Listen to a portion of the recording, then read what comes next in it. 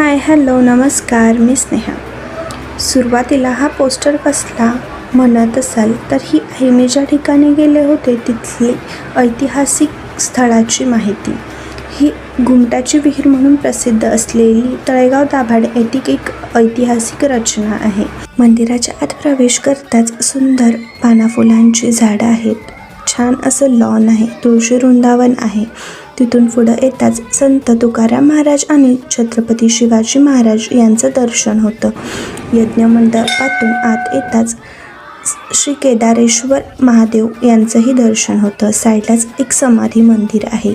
तिथून पुढं गेलात तर तिथं प्रसिद्ध असलेली ही घुमटाची विहीर. ही विहीर ऐतिहासिक वारसा लाभलेली आहे.